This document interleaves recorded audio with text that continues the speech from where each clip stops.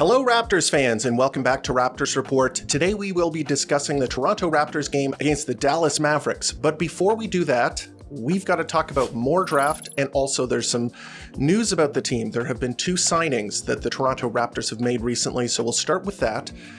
They have signed both Colin Castleton and AJ Lawson to unguaranteed contracts so that they can keep them around during the summer, and then potentially next year if they want to bring them back, they can do that as well. So congratulations to the two of them. I've enjoyed their play. I thought they were pretty good. Colin Castleton left the team for a little bit, played well with the 76ers, and I guess the Raptors just kind of liked him and what he brought to the team, so they decided to give him a shot. And unfortunately, that means that they had to waive a couple of players. They waived Orlando Robinson, who, had a up and down tenure with the Toronto Raptors. They also waived Cole Swider as well. So that is some interesting bookkeeping and just a few tidbits about those players before we jump into what we are going to be discussing this episode, which is the draft. And there is one more player in this draft that I think deserves some attention, and I think is in play for the Toronto Raptors pick in the first round. And he is a player that I've done a 360 on. And no, I don't mean a 180. Most people, when they say they've gone 360 degrees on something, they mean 180. They mean that they have turned their opinion around and are now seeing things in another way. I mean 360 here, because I started the season viewing this player as like a really good player, like a top 3 pick. And then he had a really disappointing season. He was injured, and then he came back and wasn't able to recapture the magic that he was showing and the promise. And then had a really good tournament and kind of changed my mind. Being able to watch him a little bit more closely gave me a different perspective. So I went from being high on him to being low on him to being back to kind of high on him. And the guy I'm talking about is Egor Demin. And Egor Demin, let's do a little bit of background on him. He is a 19-year-old 6'9" point guard from Moscow, Russia. And he is a very intriguing prospect, because when you hear those figures, 6'9" point guard, it really gets the mind racing. That is excellent size for position, and I think that the Toronto Raptors could use a player like that. So fit-wise, it actually kind of makes sense. So why don't we talk about his background? As I said, he grew up in Moscow, and he showed some talent from an early age and began to draw interest from other scouts in the continent of Europe, and the Spanish basketball scouts really did their due diligence. And Real Madrid, who is one of the top programs within the European basketball scene, decided to give him a shot and brought him onto their B team, and it paid immediate dividends. He was signed by them, and he played for their B team, and the Real Madrid B team actually won the Next Generation tournament, which is the farm system tournament, and he played in that and actually managed to bring Real Madrid a title win in the Next Generation tournament. And he had a really good tournament, scored in double figures every game, and in the final game he had 26 points and 11 rebounds to capture that for them. And as a result of the huge buzz that surrounded him as a result of that, he decided to commit to BYU, Brigham Young University, and he was the school's first 5-star recruit. So that was very exciting for them because of his size and his skill and his ability to do things with the ball. He was rated very highly, 5-star recruit. And he actually began the season in college as one of the top potential prospects for the NBA. And in fact, he was considered a top 3, top 5 pick in this coming draft for the beginning of the season, just due to what he was able to show overseas. In BYU, he started off very well, but then kind of hit a skid, and there were some issues with his game, and we will discuss what that is. It's mostly efficiency, scoring, shooting, and a little bit of defensive concerns as well. But he actually started to move down draft boards, and people were concerned about his ability to score at the next level. He had some pretty miserable games where he, shot like 0 of 10 from the field. He had a couple of games where he just couldn't score at all. And so that really made people question whether he was going to be able to contribute at the next level. When you have a primary ball handler, one of their responsibilities is to score the basketball, put pressure on the defense. And unfortunately, he was not able to score very efficiently. And I'm going to get into why that is. That with that said, he did have a strong NCAA tournament, and he led them into the round of 16, 3 games under his belt, and he averaged in the tournament 14 points, 4.5 rebounds, 5.5 assists, 1 steal, 2 turnovers on 42% from the field and 28% from 3. And the percentages don't really tell the full story. He is the primary creator on that team, and he does a very good job running the offense. And when you watch him play, that is the key. It's not all about the statistics. With a prospect like Egor Demin, a lot of it is about process, and a lot of it is about envisioning how he could translate to the NBA. So I want to caution you against just looking at the raw stats, because right now they're not very good. But when you watch him play, you go, okay, I'm starting to see why this guy is considered to be one of the top prospects in the class. Watching him play the point guard position at 6'9", it gives you a lot of excitement. He has a nice handle on the ball. He has good shiftiness with the ball in his hands. He's poised. He makes the correct read most of the time down the floor. He averages a lot of assists, and he does turn the ball over quite a bit, but in terms of assist to turnover ratio, it's about 2-to-1, so it's not really that bad, but it's something to keep in mind. He has really good vision.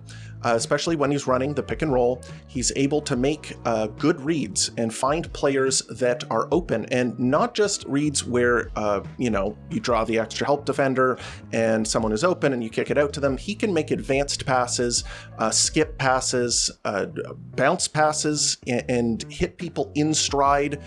He has a high understanding of the game of basketball, and it really shows when you watch him play. He's making very high-level reads that help generate offense. These aren't just, assist farm assists. These are real assists. I've talked about that in the past. He is a guy that creates real scoring opportunities. So that's something important to watch out for. His downside right now is his shooting ability. The three-point shot has not been there this season, 27% from 3 on the year. And then even in the NCAA tournament where he played pretty well, that continued to be a problem. He did not hit the 3 at a high enough level. With that said, when you watch him shoot, it doesn't look that bad. The shot is pretty quick. There's not a lot of hitches in the shot. It's a little bit far forward. It's not quite at the height that you would want it, but it does not look that bad. And so I have some optimism that if he gets the correct amount of development, he would be able to become a decent three-point shooter at the next level. He's actually quite efficient in terms of his two-point shooting. And it's important to note that when you see the field goal percentage, you go, oh, okay, this guy is just can't finish. Can't shoot. It's more about the fact that he takes a lot of three-point shots. So his shot diet is not actually that great. He takes the same amount of three-point shots as he does two-point shots. And the two-point shots are actually not that bad, 55%. And these are not all layup attempts. There are some pull-up shots in there, turnaround jump shots, good-looking finishes around the rim. Once he gets people to commit to maybe a pump fake or they're paying too much attention to the roll man, he can get inside and finish around the rim as well. He is a, tall. He's pretty long as well. His arm length is pretty big. Some people say that it might be 7 feet, so it might be a plus wingspan. That could be something that you look out for. His athleticism is pretty decent as well. He's not slow-footed or anything like that, but he actually has some athleticism. One of the red flags that I look out for when I'm trying to assess whether a player is going to be a good shooter is the free throw percentage, and there is a red flag there. His free throw percentage is under 70%, just under 70%, so that might be a red flag.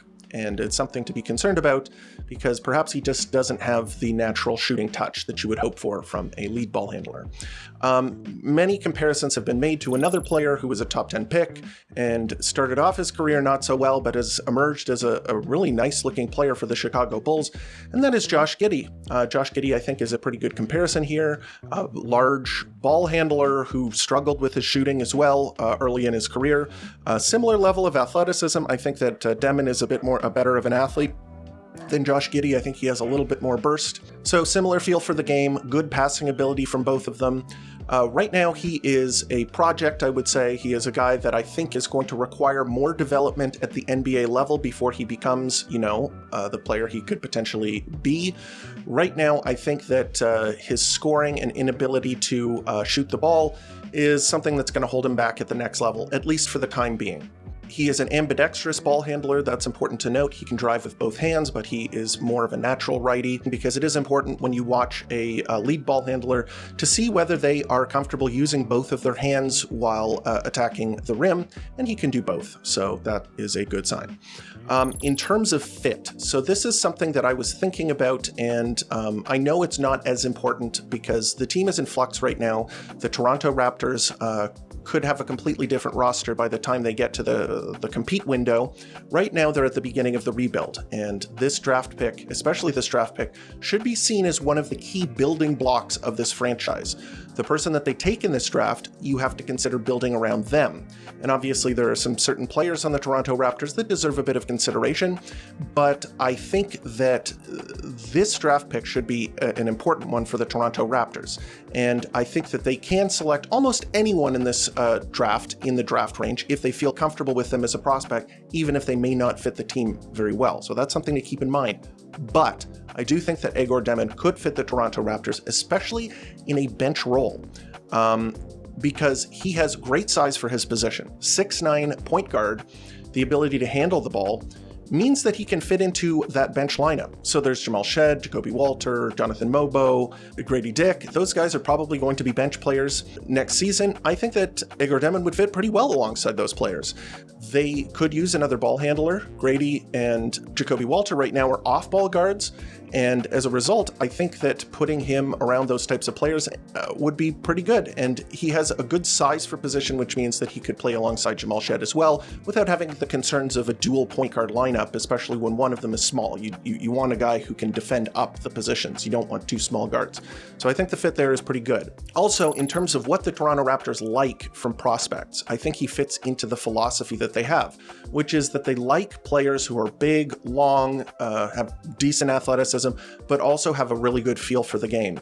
I think that they view feel for the game as something that's maybe more innate, something that is a key aspect that you can't teach very well. Those are the things that nature has given you, and I think that basketball IQ and processing, I think the team also views that as something that you want in a prospect, and then you build the other skills on top of that. If you give him some runway to develop the hard skills, such as shooting, then you could really see him take a step and become an exciting sort of unicorn type prospect. So that is the kind of idea there, even though right now the stats don't really look very hot. So this is something of a project pick, but someone that I am actually a little bit higher on than I was before. And I don't think it's out of the question that the Toronto Raptors, if they are to slide down into that 8-9 range, Egor Demin would be a player that I would, understand if they were to decide to go with him. And yeah, I think that that is a pretty interesting idea to communicate to you guys. We've kind of run out of prospects that I want to talk about with the Toronto Raptors pick, especially in the first round, but this is one of the guys that I did want to go in depth on, and I did want to talk about because I think that there's potential for him with the Toronto Raptors. And with that, we're going to jump into the game. We're going to keep this very brief. The Toronto Raptors did not play very well. They sat most of their players, and they had a kind of, tank lineup, even though they don't need to tank anymore. So let's just start with the best players in the game. First of all, we'll start off with Ochai Agbaji. He had probably the best game of any player.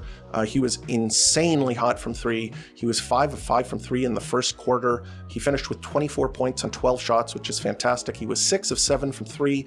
He was potentially in line to tie Kyle Lowry for the most three-point shot attempts by a Raptor without a miss. He actually did tie him with 6, but then he missed a shot. So he was 6 of 7 from 3. 0 free throws, 6 rebounds with 4 of them offensive. That's nice to see. 0 assists, 3 steals, great. 0 blocks, 0 turnovers. Just a great game from him. He is a good finisher. He's a good shooter. He is a good two-way player. He really picks up players and makes it difficult for them to get where they want to go, make them give the ball up. I have high hopes for this player next season for Ochai as a rotation player. I like him as a rotation 3-and-D player for the Toronto Raptors next season. The next player that we're going to talk about is Scottie Barnes. Scottie Barnes had a pretty good night. I'm not going to give him heap praise upon him because he started the game pretty poorly, but then finished it decently. And he was one of the only players that could score inside. Anthony Davis locked down the paint for almost everybody else. Derek Lively as well, but Scottie Barnes was able to get in there, mix it up, and score pretty decently against two very competent rim protectors. So he had 26 points on 25 shots, so not the most efficient. He was 0 of 3 from three-point range. He was 2 of 8 from the free throw line, so that's the first really negative stat for him. Usually he's a pretty good free throw shooter, but last night he was not. He had 9 rebounds, which is good, 3 assists, which is, okay, considering how poorly everybody else shot the ball. One steal, 1 block, 3 turnovers. So not a fantastic game, but, I would say average, mediocre, which is better than a lot of other players. So let's just put it that way. Next up, I think we will go to Jamal Shead. Jamal Shead had 9 points on 3 of 12 shooting, so really poor efficiency. He was only 1 of 9 from 3. So he needs to get in the lab this summer and really polish up his 3-point shooting. It looked competent at certain points during the season, but I think that it's kind of kept falling, and he hasn't finished with a very good 3-point shot. But I do like what I've seen from him in general. He was 2 of 2 from the free throw line, 0 rebounds, 5 assists, 2 steals, 0 blocks, 3 turnovers. So not a good night from him. Everybody other than OJ Abaji and Scottie Barnes had a miserable night. I'd say that Jamal Shead was probably the best of the worst there. Next up, we'll go to Jonathan Mogbo. He had 8 points on 16 shots, which is horrible. I bigged him up, in the last episode because he had the triple-double. He struggles against high-level rim protectors, so Derek Lively and Anthony Davis are 2 of the best rim protectors in the league. He has a really tough time scoring around those players, and it makes sense. He's undersized, he requires athleticism to finish around them, and they just shut the door. So not great there. He was 0 of 2 from 3, had 8 rebounds, so that's good. 8 assists, that's also nice. 1 steal, 2 blocks, 3 turnovers. This would be a good game if he was, had 16 points on 16 shots. Unfortunately, he had half that, so 18 points on 16 shots. That's just not acceptable. He was 0 of 2 from 3, so he just didn't shoot the ball very well, and he couldn't finish inside around the length and size of the Dallas Mavericks. Last, and probably least, I would say, was Jamison Battle. Jamison Battle had 11 points on 13 shots. He was 3 of 9 from 3, so that's, just below average, I would say. 5 rebounds, 1 assist, 2 steals, 1 block, 1 turnover. He kind of made shots towards the end of the game, but just in general, I don't think he had a very good game. The 2 steals, 1 block, I don't think was very representative of his defense. The Raptors really lacked size on the inside, and so they had to help out quite a bit. And unfortunately, Jamison Battle, his foot speed isn't incredible, and as a result, there are a lot of breakdowns. And if you want to run a small ball lineup, you got to have really good perimeter defense. And they tried even zone, a 3-2 zone. None of it worked, and part of that was because, Jamison Battle isn't a very good defender. And I think if you're going to run Jamison Battle, you're going to want to have some size next to him so that if there is a blow-by, you have some help defense, and you don't have to collapse your defense so much. And there was a lot of swing, open corner 3 this game, so yeah, not great. The Raptors only played 7 deep, so we're going to keep this very brief. The 2 players off the bench, I think, had a pretty good game, especially AJ Lawson. I think he had a really good game after scoring a contract. After getting that contract from the Toronto Raptors, he sort of rewarded them. He had 12 points on 3 of 10 shooting, so the 12 points is nice on that number of shots, but I would say it was kind of negative. He went to the free throw line a couple of times as well. He was 1 of 4 from 3, 5 of 6 from the free throw line, so that was good. But he did use a lot of possessions. When you see the free throws, you have to count those kind of as possessions as well, or divided by 2. So not the most efficient night, but he did have a decent night in other respects. For example, he had 10 rebounds, 2 assists, 1 steal, and 0 turnovers. So I thought a pretty decent night. He kind of picked it up in the second half as well. He was one of the only guys that was able to score for the Toronto Raptors, and he did it in pretty decently. The other guy off the bench also had an okay night. Not fantastic, but, acceptable. The Garrett Temple, not quite as good as the game he had prior, where he scored 9 points in 9 minutes. That was impressive. This game, he played 33 minutes. He had 12 points on 12 shots. He was 0 of 5 from 3. That's tough. 2 of 2 from the free throw line, 5 rebounds, 3 assists, 1 steal, 0 turnovers. So an acceptable game from him. And yeah, that was the game. This was a tough watch, man. This was hard to watch. 7 players deep. I really wish we could have seen, Jacoby Walter. I would have liked to see Quickly, Barrett, Pirtle play this game. There's no reason to hold them out other than maybe being suspicious that the other games were more blatant tank jobs where you'd bring all the players back once you've been, locked into your draft slot. It might look suspicious. Maybe that's why they didn't do it, but I would have liked to see that. There's no reason to lose this game by that much and look this discombobulated. It was just an ugly game. I didn't enjoy watching it. Anyway, this was the second to last game of the season, and the Raptors are playing their final game tomorrow. It is a matinee game at 3:30 in San Antonio, and I'd like to see a win there. There's no reason not to. They should go for it. Give it a shot. Make sure that, you get the vibes going good into next season. Spurs, they're a pretty decent team, even without their other players. They beat... they had a couple of good wins, and they beat the socks off of the Raptors the last time they played, even without Victor Wembanyama and, De'Aaron Fox and a bunch of other players. Chris Paul was out as well. So this one, should be a good contest. If the Raptors play some of their better players and give that one last hurrah, I would like to see it maybe end the season in style. And anyway, that is the episode. Let me know what you think about AJ Lawson getting a new contract, Colin Castleton getting a new contract. Are you happy for those guys? Let me know what you think about Egor Demin. Would this be too much of a reach? Are his stats just too fugly to consider him with the Toronto Raptors pick? Or are you excited about what he could bring to the team with his intriguing combination of size and skill? Let me know here in the comments, and also on Twitter and Blue Sky, where you can reach me at Raps Report. I love talking to Raptors fans. We are the best, and I love answering your questions, reading your comments, all that good stuff. And if you haven't already, please hit the like button, please hit the subscribe button, maybe even the bell icon if you're feeling crazy. And that really helps the channel grow, helps the algorithm know that this is content that should be put in front of other Raptors fans such as yourself. And as always, thank you for tuning in to Raptors Report, your source for in-depth Raptors content.